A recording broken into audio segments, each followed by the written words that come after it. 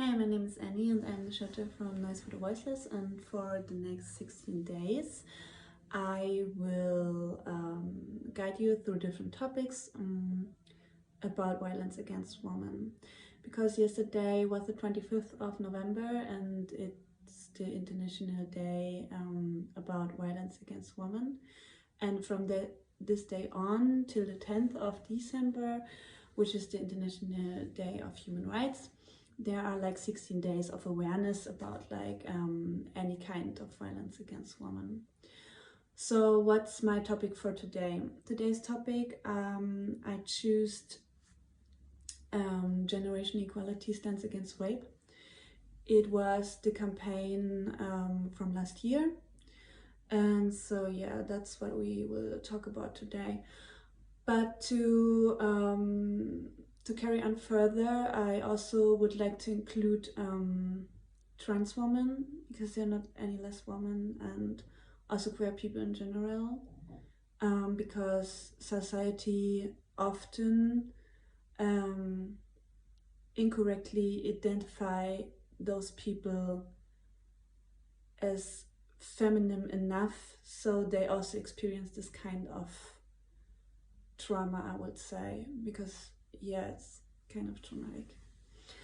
So yeah, people who know me know it's also a very personal situation for me to talk about the thing, because every third person and woman I know experienced sexual harassment, abuse and rape.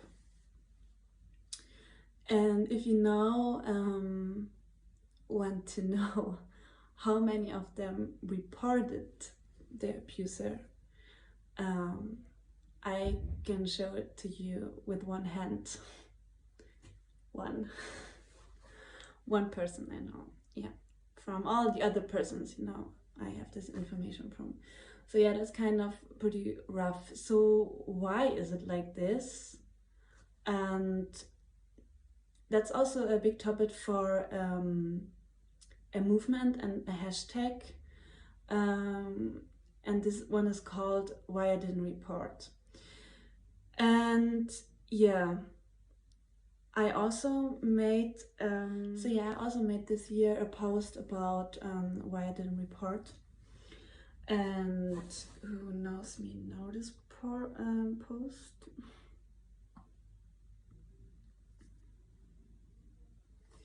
That's the post I did. I was sending it to them, and they posted. I allowed them to post it. And why is it so important to show others that you didn't report and stuff like this? It is because thanks to social media, topics like this becoming more transparent and more reaching more awareness in our society. It's not a long time ago that Germany had a successful kind of new written law about like no means no, or that you, when you say you want that someone sleeping with you with a condom and they don't, like they fake it, that this is also like you can also report it. So it's not a long time ago that we have this here in Germany, so you can imagine how it will be in other countries then. Why someone was not reporting it, but of course there are like many reasons. Like you were on drugs and you don't want to have this written on your police portfolio, or what. I don't want to call them victims, I would like to call them survivors. The survivors have to prove that this is the case, that it happened. So yeah, and I experienced something like also kind of the same, because I was having this in my feed of Instagram. I posted it and was like, yeah, I want them to give my voice. It's also me, and I know it's also so many other people. I want to tell them it's me too. And basically my ex-partner he was like, can you maybe please post other photos afterwards, because every time I click on your profile I don't want to see this as a first picture. So that really hurt me. And also after a while, like, I was, okay, maybe I really should put it down. So I put it down, and after that happened, he questioned that this was happening. I beg you to everything, and I don't know, please never do some kind of like questioning that someone survived through something like this. It's not helpful for healing at all. And it's also kind of victim blaming in a way, you know, when people telling you act up on something in your head, you made up for attention or whatever. It's not fair to anyone, and it's also not a very reflective move. But yeah. But why did I put it down? I put it down because it's very personal, of course. If you tell about someone that you get raped, you don't want to be like treated like, oh my god, I'm so sorry or whatsoever. You're in your trauma situation, like in some kind of bubble, and you don't want that something ever happens to you again. You even like kind of questioning, what did I wrong? Not what did the other person wrong, what's wrong with society. You start to immediately questioning yourself. What did I wrong? What can I change about myself that I'm like kind of less attractive to men? And I multiple times shaved my head because of a reason like this, like really. And so I put it down because it's a very sensitive and private information, and I don't want people to like connect to my Instagram, and then this is the thing they see, and then the idea of me is just this for them. Yeah, but we are all like multifaceted people. We all have a past, of course. It's part of my past, but I don't want really to talk about it to you, because first, you're not a professional. Second, I have my own ways to heal and to work on stuff. And it's not all of me.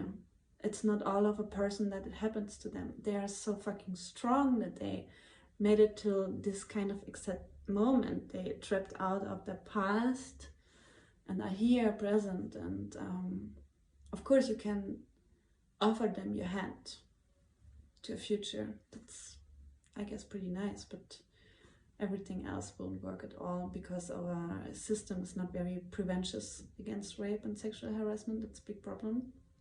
You can only do something when it happened.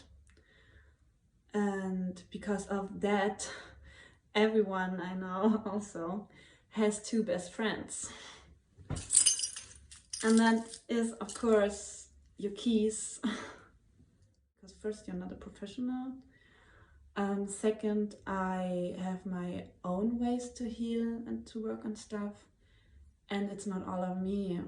It's not all of a person that it happens to them. They are so fucking strong that they made it till this kind of exact moment. They trapped out of the past and are here present. And of course you can offer them your hand to a future. That's, I guess, pretty nice, but everything else won't work at all, because our system is not very preventious against rape and sexual harassment. That's a big problem.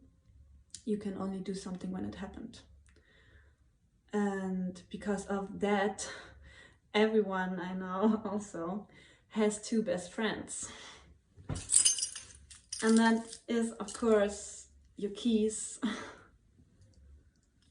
and pepper spray. This is illegal, by the way. It's illegal to defend yourself with pepper spray. But how do you want to defend yourself then? Why do you even have to defend yourself about this, you know? This is also something like, guys,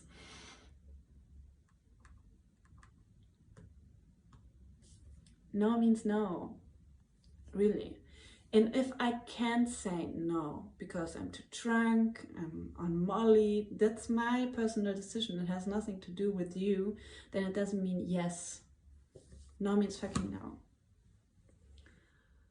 Of course, there's a lot more stuff you can talk about, you know. But I think I made a very clear point that it's even nowadays it's not very safe to be outside if you look feminine enough to men.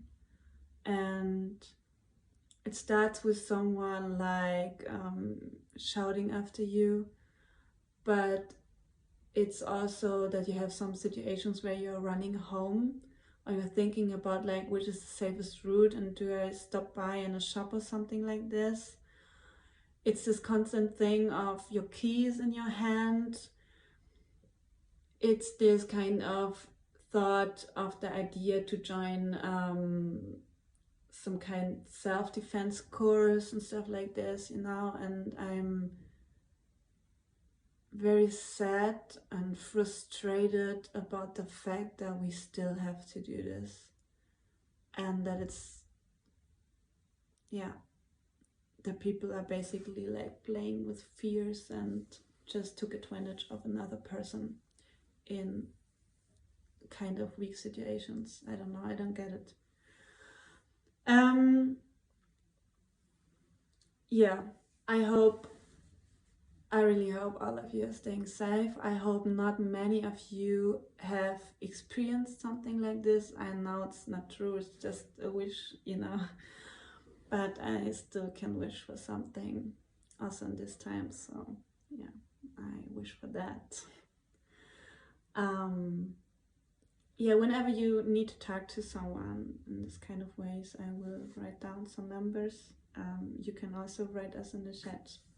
And everything is, we handle everything with a very respectful and discreet view, so you don't have to be afraid. Because at the last day, like none of us is equal, if not any of us, you know. So yeah, my thoughts are with you. Thank you so much for your time and listening to me and my personal story in this. And yeah, I hope you will have a good night. See you tomorrow.